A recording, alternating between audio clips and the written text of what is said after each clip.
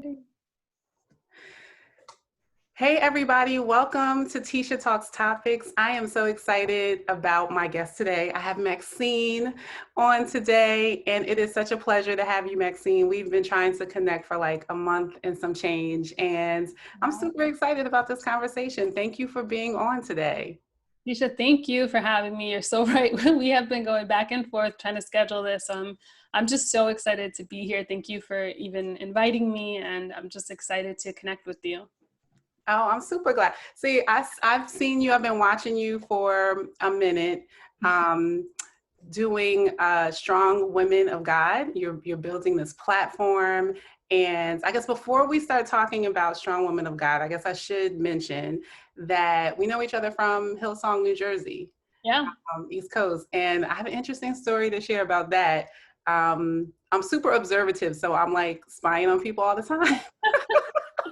So I'm like, oh no, what's the story? I was spying on you a little bit, but not in a bad way, not in a bad way. Just, observing. The church is so large and so big. And so sometimes when you see a familiar face, you kind of like just pay attention to that individual. And so I definitely have literally been watching you for a while. But I wanted to bring you on because you're doing some great things with Strong Women of God. And I just wanted to give you an opportunity to kind of like share what you're doing and what this is all about. Yeah. Well, thank you again for the opportunity. Yeah, Hillsong was my home for many years. I was there for, I think, almost 5 years. And I moved last year to Maryland because I got married. Congratulations. Thank you. Yeah, and just excited to start like that next chapter of my life. So I actually live in Maryland now. I love it here. I love the space. I love the fresh air, all of the things. And I found a great home church here as well. So I was able to get plugged in. So yeah, I'm excited about that. And with Strong Women of God, it's interesting because Strong Women of God actually started right after I got saved, maybe, which was not that long ago. I think it was in 2014. And I had just a couple of friends from church. I had two, literally a couple. And they were always sending me like, these Christian quotes and these memes, and they were just blowing up my phone.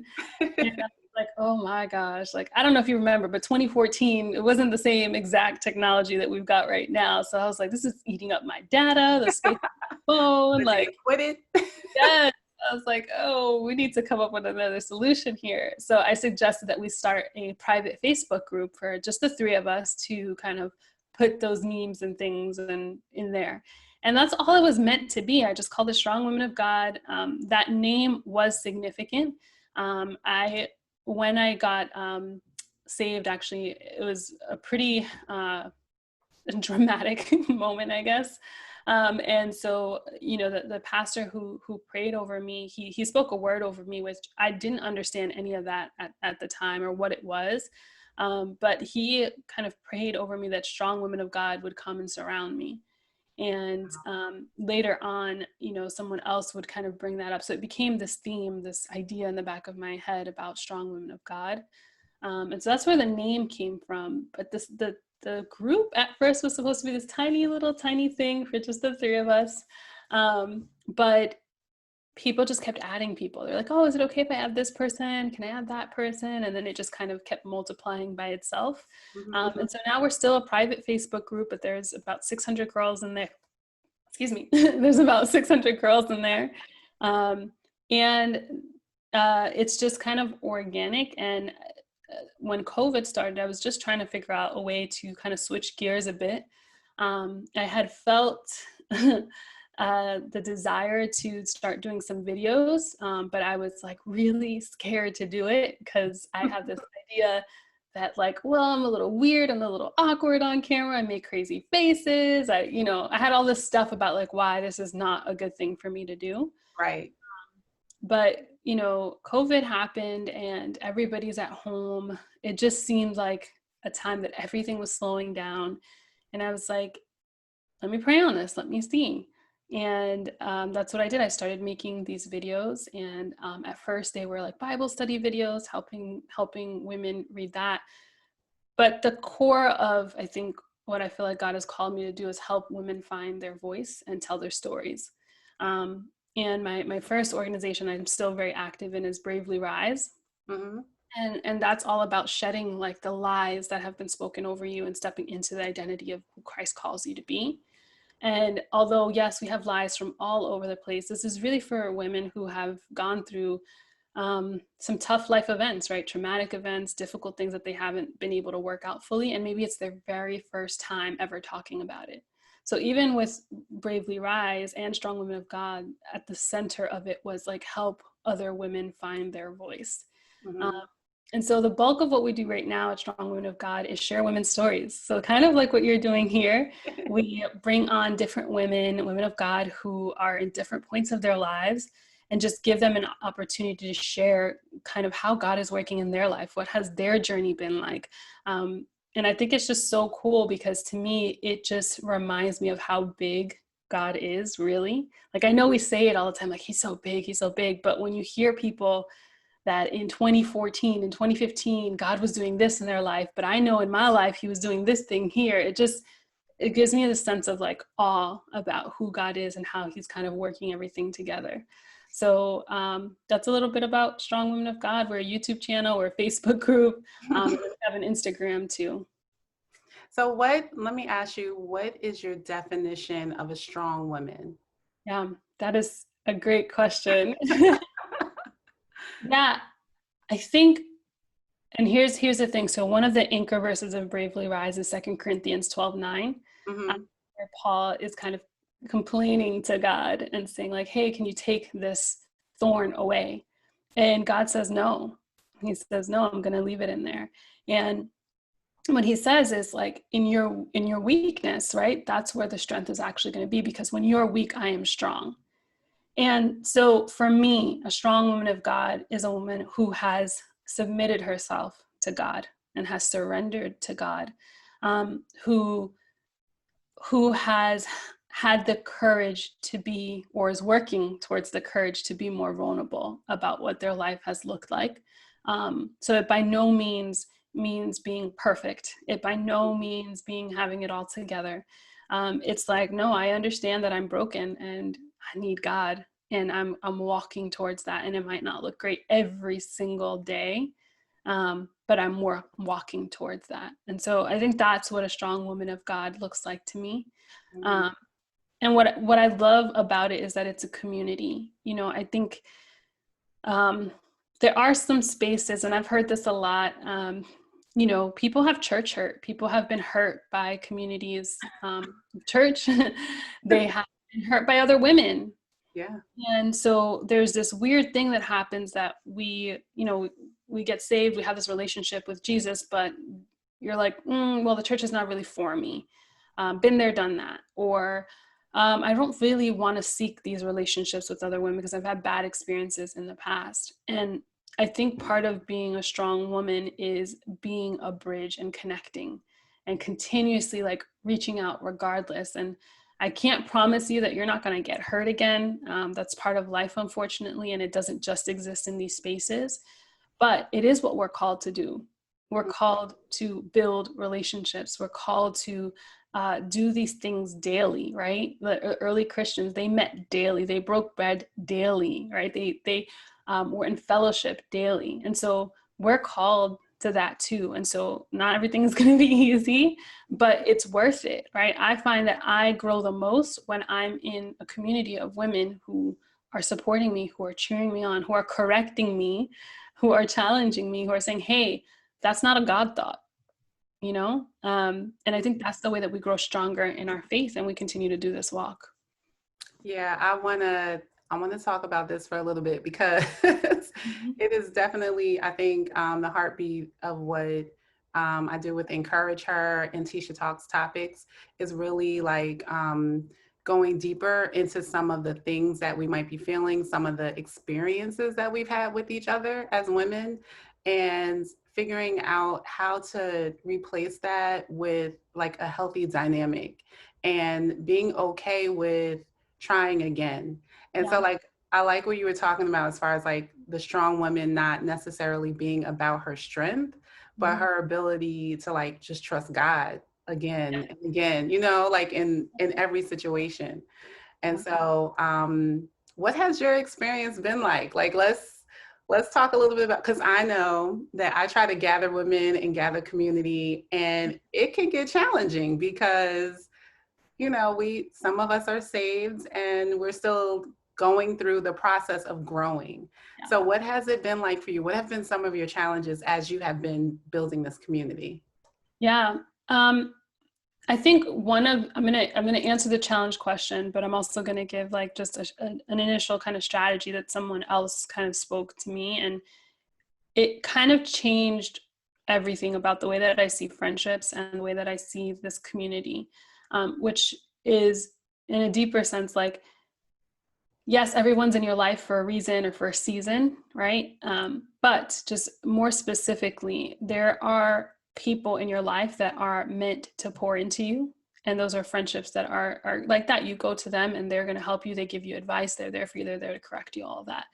And then there are friendships that you're meant to pour into them, right? And so you are constantly finding yourself like you're the one who's encouraging them, but they might not necessarily reach out to you all the time, right? Mhm. And then there's the sweet spot right in the middle, which is the friendships, the women that are meant to walk side by side with you. This is who you do life with on a regular, right? This is the girl that I can call when I'm going through something right then and there, and we can just talk about it in that moment. I can talk with no filters. I can be completely 100% myself, and my hair doesn't have to be done when when we do a call. Um, and the reason I say this is because it really helped me to manage expectations with the friendships and the people that I have in my circle. I know everybody has their own things. I am somebody who I take commitment pretty seriously. So having almost these three rungs of friendship has really helped me because I'm not expecting the same level of commitment from the person I'm pouring into as I am the girls that get to walk side by side, that I get to walk side by side with. And it helps me to manage disappointments and things, you know. But if I'm saying every friendship, every person that I know has to be there for me 100% of the time, anytime I call and pick up and they have to move their whole world for me, it's not healthy to look like that. There's no one that's supposed to be, even your best friend, you're not supposed to be that dependent on. Um, and you can't always like really figure out who that is either. That's the thing. Like you don't know it from like, you might think like, wow, I'm really going to get along with this girl. It's going to be great. But then you realize after spending time, like, wow, this person's just not really consistent. Mhm. Um, and that's okay. That's not a judgment. And I think what happens is with some of us, we tend to judge the person really harshly because they don't meet our standards for what we would want in a friend, as opposed to saying like, hey, actually, this might be a person that I just need to pour into this season. Or maybe, you know what, the person doesn't need to be in your space, and that's okay too. But just understanding that there are different levels, I think, of friendship has really transformed my space, and so that I feel like I have a really healthy balance with the girls that are in my life. Now, a challenge, a challenge with that is exactly what I mentioned before. I do take friendships really seriously. My love language is quality time. So I measure like healthiness by time. And it doesn't mean that I have to spend like every day with you. My best friends, actually, I probably, even before COVID, only saw like, once a year or twice a year because they were living in different states. But the time that we're spending together is kind of what makes it feel so good and healthy, and we're totally devoted when we're together. But that challenge of not understanding that like was so difficult. I was just disappointed all the time by my friendships. And like, I'm there for everybody. I'm there for everybody. I'll move my schedule around. Like I'll bend over backwards to help anyone. And I was blaming everybody, not understanding that it was really me that had a boundary problem. It wasn't them, it was me. Like, I don't have to do all these things that I'm doing. And then really trying to sit down and ask myself, like, well, why am I doing this? And is it validation? Is it so that I can say I'm the good friend? You Mhm. And so I think that has just been a challenge. in general with building a strong community around me. With the organization, I think one of the biggest things is just that I'm doing it, the day-to-day stuff on my own. So although it is Strong Women of God, it's just Maxine right now. Right. Being a strong woman. Being a strong woman. You know, editing and filming, and we talked a little bit about this. There's a lot that kind of goes into this on the back end of it, and it is a lot of work and it's a lot of effort, and sometimes you don't see much back from it. And again, you have to like kind of remind yourself, well, why am I doing it? It's a constant thing. Am I doing it for the like or for the comment or whatever, or am I doing it because God asked me to do this, no matter what the outcome is? So that's definitely a challenge every day. Every video I make, every video that I edit is like, remind myself why I'm doing this, remind myself why I'm doing this. Yeah. You said a couple of things I so resonate with. And one, you were talking about the challenges when you're, you have disappointments.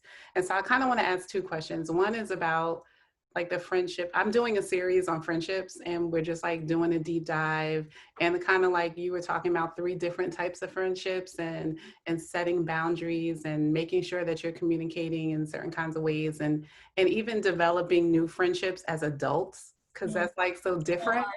Yeah, because like I know you, I've known this person forever, and then all of a sudden that relationship is no longer, and it's like you still have to build and grow.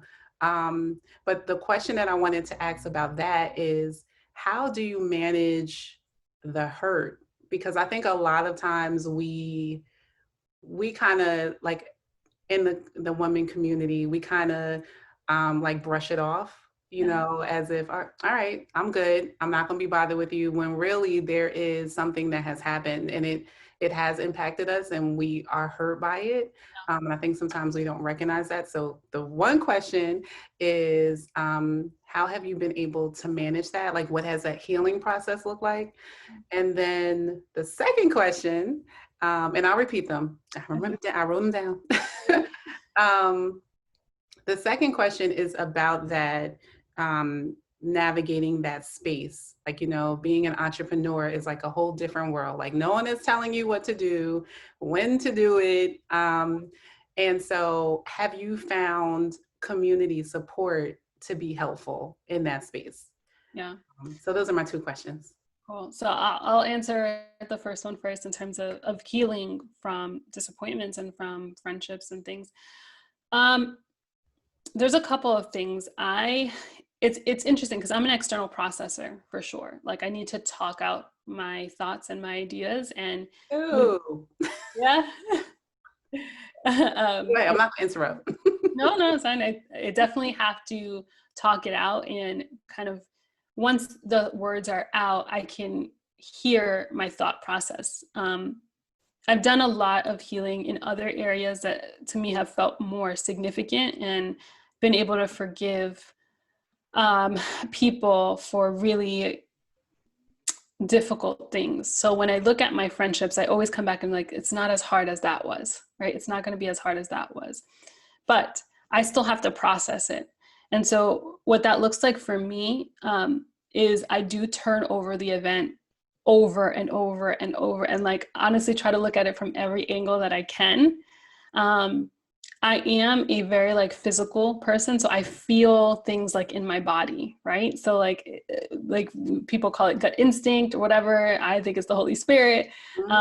But I feel motivation with people very easily. So it's not just like, okay, they did this, but like, why could they have done it? I'm obsessed with the why. Right. And so that's what I'm doing in that very first stage when someone has just hurt me. I think I kind of retreat a little bit, and then I need to go into a space of why, like all of the whys. And then once I've got a bunch of different solutions, I'm going to go talk to somebody about it. Someone very close that I trust right now, like my husband. I'm married now, so it's my husband.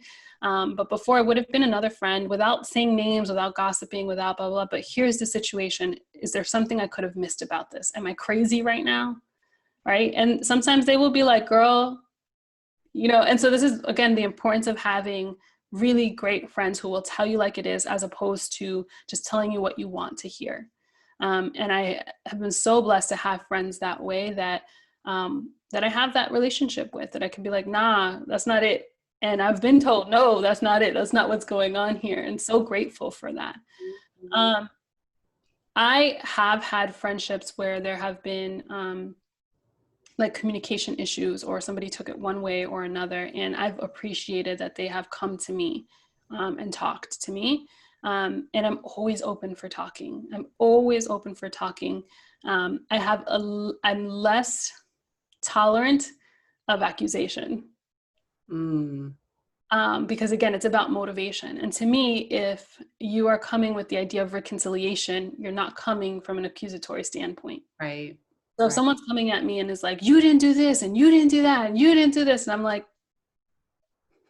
do we not have other tools that we can use here? Like, hey, why didn't you do this? Hey, I needed you here and you weren't there. Like, what was going on? Was there something going on in your life? Like that, you will always get a much better response off the bat from me than like, you didn't behave in the way that I Right. need to behave.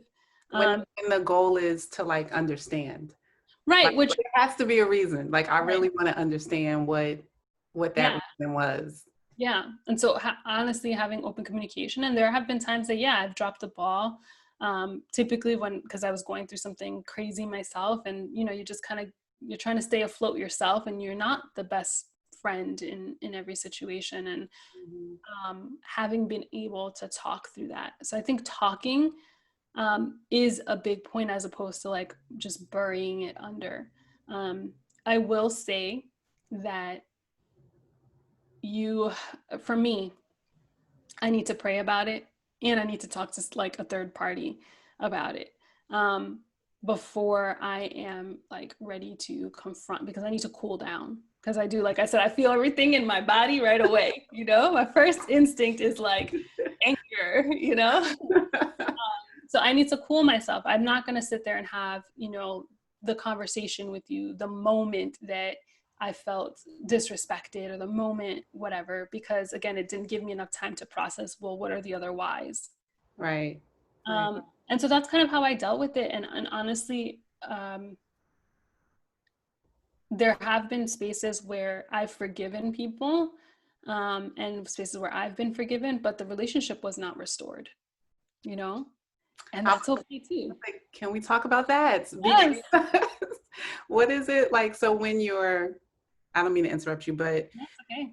I think what I have been discovering in this process is that for me, I think it's when I begin to really understand what love is about, and what I've kind of been called to in building a community of women, then I think like my perspective kind of shifted a little bit, and it made me more open to wanting to have those self-reflective conversations about like what is my motive, right? Like why am I feeling this way? And then when you respond to me a certain kind of way, like what am I going to do with that? And remembering that we're all at different phases of life, right? We're all in different spaces, because there was those times when I wasn't trying to, when I was younger, I wasn't trying to have these conversations with you, and I wasn't trying to be challenged, and I wasn't trying to dig deeper and look at me.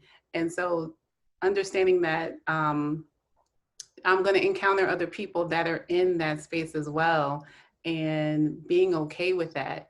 But I think there was that space before I really got to that understanding, that I was like, well, I've tried to, and you're like, we're still not going to be friends. Yeah. What was that like for you? Yeah. I mean, I think we can't discount that God assigns certain people to our lives for a certain period of time. And I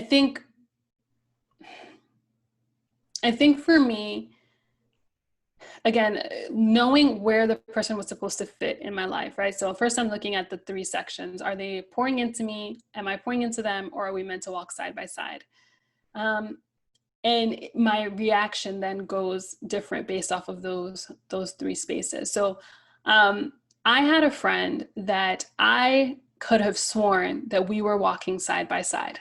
right? Like this is what I thought, like our whole friendship, I'm sitting here thinking like, yeah, you know, because we spend so much time together. So this is my side-by-side person, you know, and we had a falling out. And it wasn't necessarily a falling out necessarily on my part exactly, but she was going through a situation that I did what I could for her, but she really wasn't ready to, you know, to move in the right direction. So I kind of was like, okay, well, I get that. And best of luck kind of thing. Like, I'm not going to force you if you don't want to do something, that's fine. And I kind of just took a step back there, but by no means was I like, don't ever call me again. Don't ever blah, blah, blah. It just was like, all right, like, I got you, you do you kind of thing, you know? And in that particular situation, you know, another friend kind of pointed out, the person came back after a while and kind of in that accusatory manner was like, oh, you weren't there for me, you didn't do this. And I'm like, whoa, I never closed my phone to you. I never disappeared. Like, I was here. Like, Yeah. I didn't hear from you. Like, what are you talking about, you know? But someone else pointed out to me that in that friendship, you know, I thought it was side by side, but actually if I had really looked at the relationship closely, a lot of it was actually spent with me pouring into that person.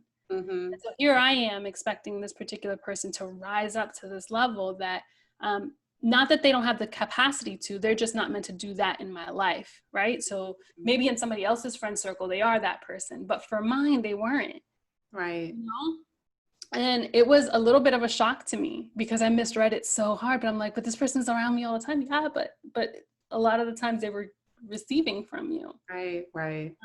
And that relationship to this point, like, although it's forgiven, it's over, like whatever, there's, I think, again, I don't know, I'm assuming there's no hard feelings. But there wasn't that reconciliation in that space of like, hey, let's go hang out again. Hey, let's go do this together, blah, blah, not yet anyway. Mm-hmm. And so some of that has to do with time. Just because, you know, just because you forgive someone on either end doesn't mean that God is done healing.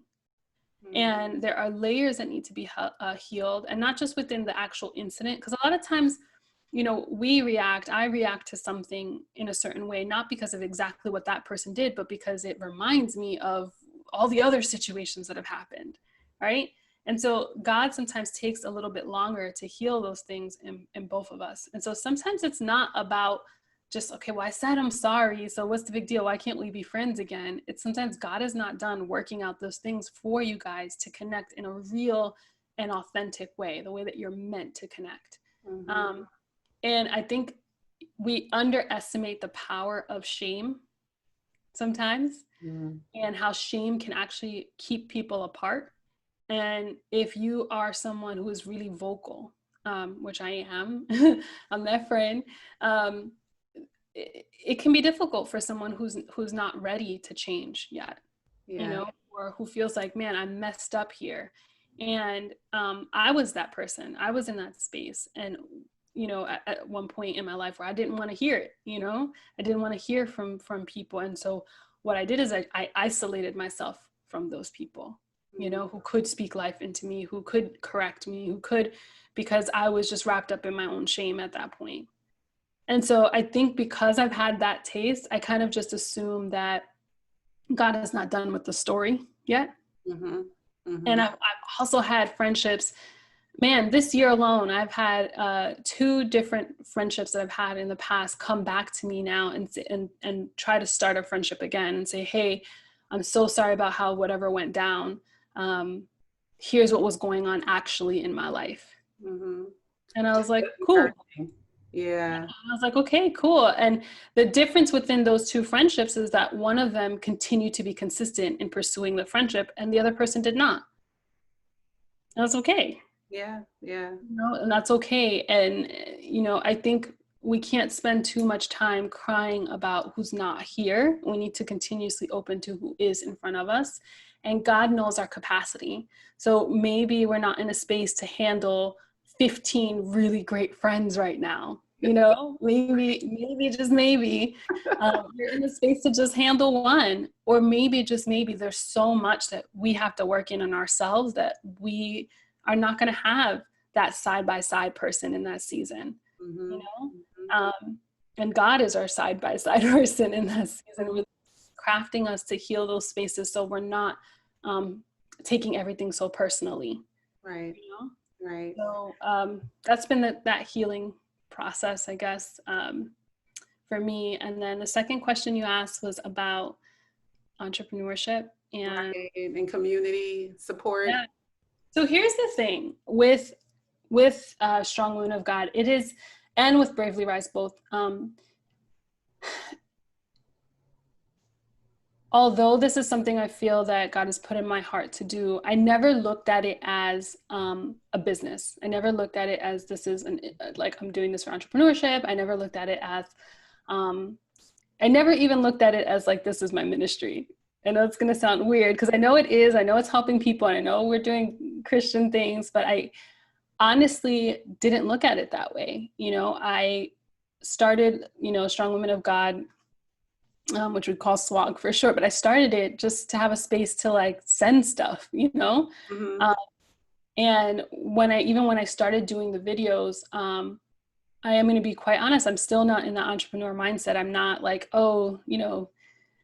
moving and baking and shaking and like trying to, do all this stuff. I'm really just trying to connect with women because it's what I love doing, and showcasing it. And I'll do it as long as God leaves it in my hand. I think one of the things that I feel like in my core is that nothing here on earth is mine. I'm just a steward for whatever God puts in my hand for however long he gives it to me. So it could be a year, it could be 3 months, it could be 5 months. If the ideas stop coming, then they stop coming. Yeah. If God asks me to put this down, then it gets put down. Right. And I know that doesn't feel good in a lot of spaces. And I know I've talked with so many entrepreneurs and they're like, you just got to go get it and you got to go do this and that. And I'm like, I love that idea. But in this season, that's not what I'm called to do right now. In this season, I'm called to just be really faithful with what he's put in my hand right now. So having said that, I developed my community from within the people who come into the program. So I'm not in any like entrepreneurship circles other than the women that I do interview, which, oh my gosh, I've gotten so much wisdom from these women that we interview because they're coming from all different fields and they're doing so many incredible things. And I'm a student, so I love taking like anytime that there's like a free online something in there, I'm like registered. My husband was like, what are you doing now? And I'm like, oh, it's just this class thing with, so I'm a learner in that space and I'm always learning from people.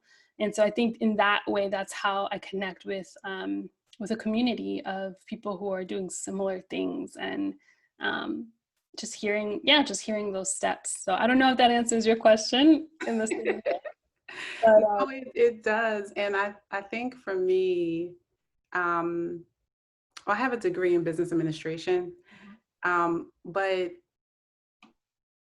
it is super important that I stay aligned.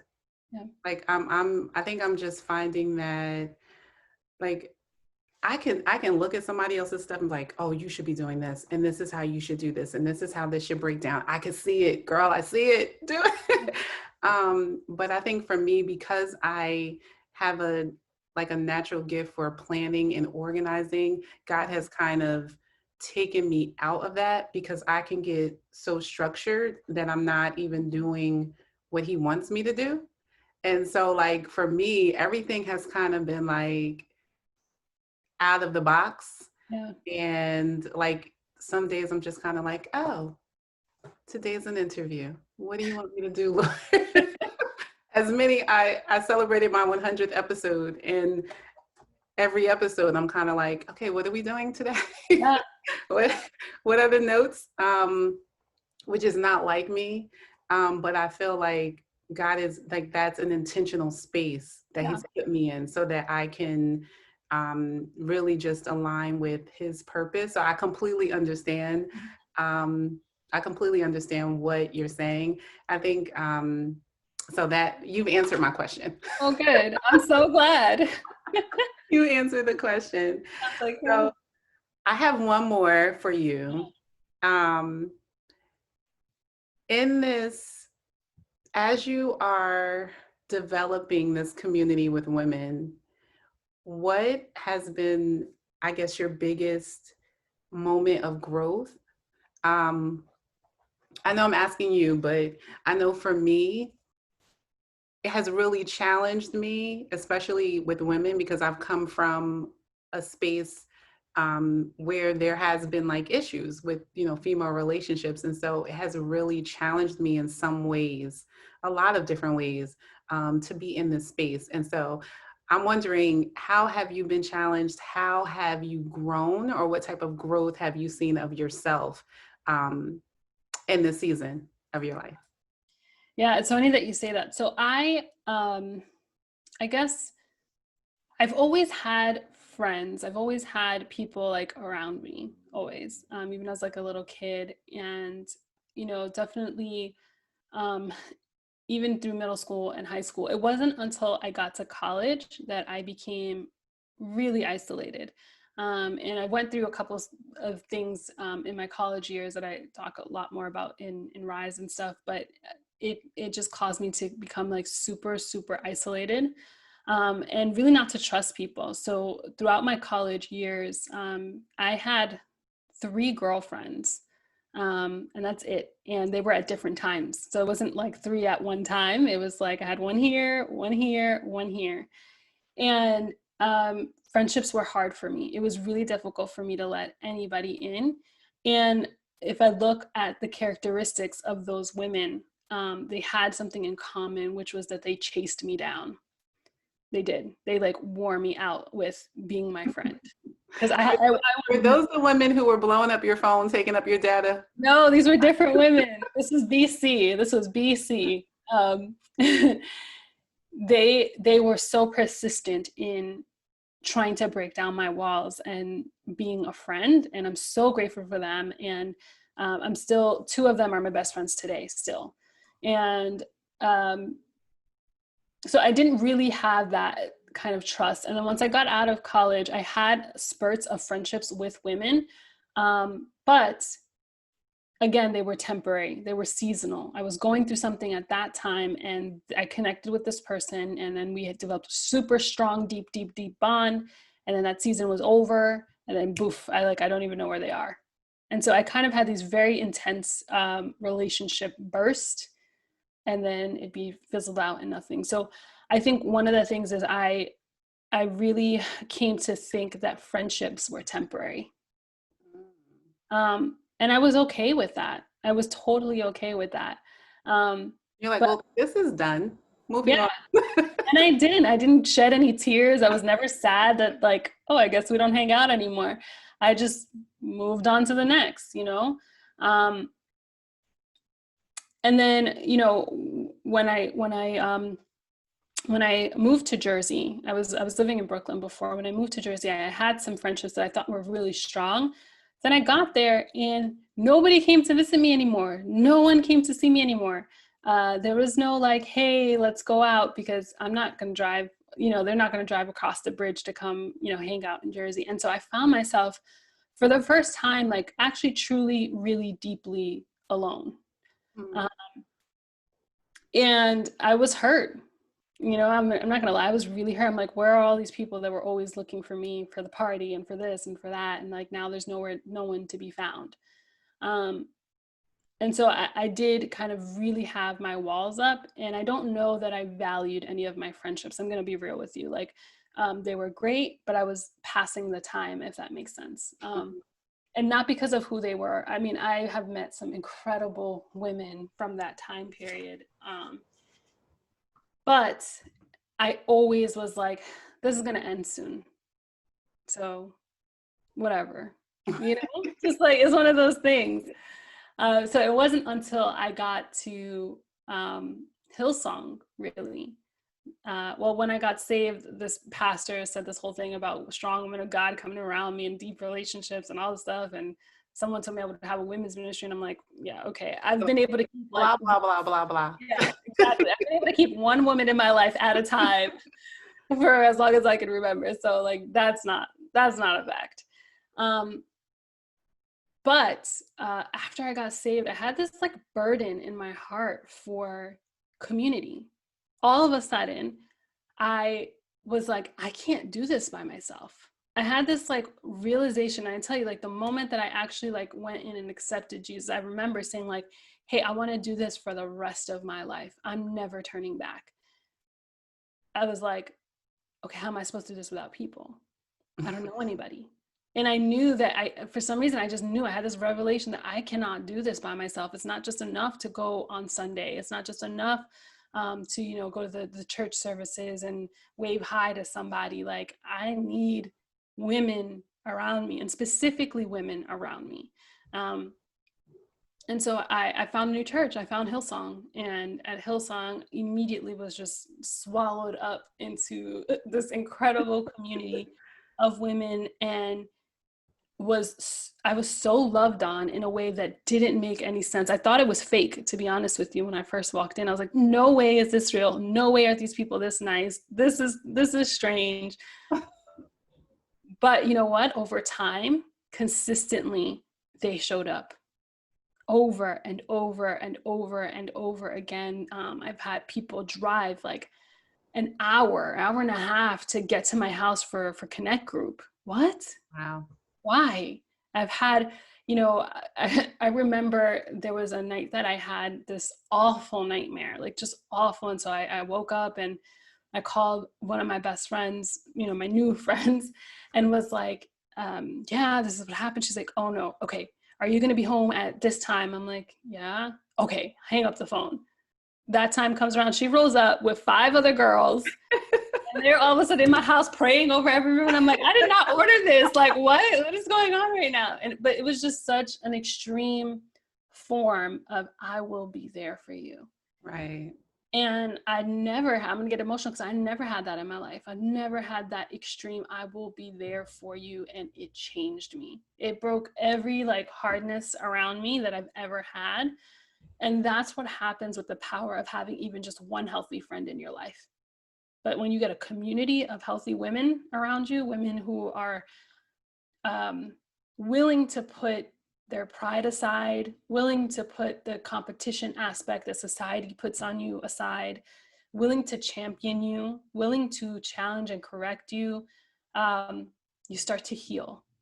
Mm-hmm. And so if there are people here who just have had bad, like interaction after bad interaction, I'm sorry. I want to say I'm so sorry that has been your experience. But knowing that that's a symptom of the world that we live in. And so it's our responsibility to get healthy. And as soon as you get healthy, as soon as God like heals that part of you, it's your job to go now and continue to reach out your arm over and over and over and over again, and to break down those barriers for somebody else. And that's what they did for me. That's what those girls did for me. I'm forever grateful for them. The generosity in their friendship when I wasn't that level of friend yet. It just wasn't. I didn't know how to be. I wasn't equipped for that level of love. I just didn't have it. And so they filled me up so much that I was like, I need to go and try to create this anywhere that I go. And that's what I started doing. And it didn't look like swag. It didn't look like 600 women. It didn't look like the YouTube channel. It didn't look like that. It looked like my little Connect group in my house. That's what it looked like for years. Just opening my space, being consistent. Every Thursday night for the first few years. And then the last 2 years, it was Wednesday night, but same time, I'm here. I'm here whether I'm tired. I'm here whether I had a bad day. I'm here whether whatever, because these girls are depending on that. And I created a space, or God allowed me to have this space to create, to foster that. And it changed me. It just changed me. And so, I mean, that is what I'm passionate about. And so even with Bravely Rise, the retreat that I do for women, it has that community model aspect to it, right? So we bring a group of 12 women together on this experience at a time, and they don't necessarily know each other. That's the thing. But then they go through this experience together. It bonds them, but it's still up to them after the experience ends to stay connected. Right. Because we still have a responsibility on our end too, to continue to do the outreach, but at least you're in a space where you can meet new women who are there and want to support and want to go through things. And I'm just so grateful that God sent these women into my life who had a healthy vision of friendship. And so what I would say is, if you don't have that in your life, pray for it, one, earnestly, and then open up to what that might look like. Because it's not going to look like your customizable order of what a best friend is. It's just not, you know, and being open to like who that person is, and then check your space and your surroundings. I talk about this a lot, but if you're not in a healthy space, if you're not in a healthy church, if you're not in a healthy environment, if you're not in a healthy home, it gets really difficult to find those spaces to hold on to. Right. And so check your surroundings, ask God for guidance to highlight women, to bring women into your life. And yeah, I mean, it's one of, well, the third best decision I've made in my life. Getting saved, getting married, and then allowing women into my life, into my inner circle. It's been awesome. I love that you shared that. It's encouraging, and it also reminds us that it's so much about other people. Like, it's not just about us, and that we have a responsibility to continue to reach out. And I think that, like, when we get in that space where we're not reaching out, it becomes about us again. Like, I'm done. Like, I figured it out. Waiting on you, you know? And so it has personally encouraged me, because I know I can take that position, especially when you've attempted or you've tried, but honestly, Christ never gives up on us, you know? And so we're still called to be his ambassadors, you know, while we are here and with what he has given us. And so that was awesome. That was awesome. Thanks for sharing. Tisha, can I just add one thing? Because I always feel, because the other area that I'm super passionate about though still is boundaries. And so when I say keep reaching out, I'm saying in a healthy manner. So if someone is, I think you need to pray and God will guide you on what that exactly looks like. But I'm not saying that you continue to put yourself in situations where you are constantly being put down by a friend, or constantly being made to look like a fool by somebody, or any of those things. That is not the same thing as what I'm saying anyway. So I just want to put a little disclaimer. Yes, we are not doormats by no means. But I think if I'm understanding you clearly, we have to keep our hearts open and willing to do and move in the direction that God is calling us to move in, and not be so hardened, you know, that we're not willing to take that extra step, you know, when we're called to it. Yeah, absolutely. So can you give us your information, how people can connect with you, how they find out about this retreat? Because I'm sure people are going to be trying to be one of those 12 people. Yeah, so there's a couple of spaces to get in contact with me. For Strong Women of God, the easiest way is the Instagram account. So it is Strong Women _of_God, because someone else took Strong Women of God and only posted one picture. Don't you hate when that happens? All the time. Don't forget those 2 underscores. So you can find us under that name on Instagram, but also on YouTube. Please subscribe to the channel. That's where all the videos are. And you can send me messages through either one of those ways. And then if you're interested in Bravely Rise, although we're in COVID right now, so we're not doing any retreats, unfortunately, you can still sign up to get more information, because as soon as we're open up, we're going to have one. So that's just bravelyrise.com, www.bravelyrise.com, one word. And you can find all the information about the retreats. There's even a link to Strong Women of God on there as well. And yeah, those are the best ways. Well, thank you so much. This has been a really great conversation. And I believe that people are going to take away so much more than maybe what they thought they would when they first started listening to this podcast, because you've dropped just so much. You've been so transparent and dropped so much of your own experience and wisdom as it regards relationships, you know, with women, and what you're doing, you know, and what it requires of us. And so thank you for being a part of this conversation today. No, Tisha, thank you so much. And I'm just praying that God continues to bless your ministry. Thank you.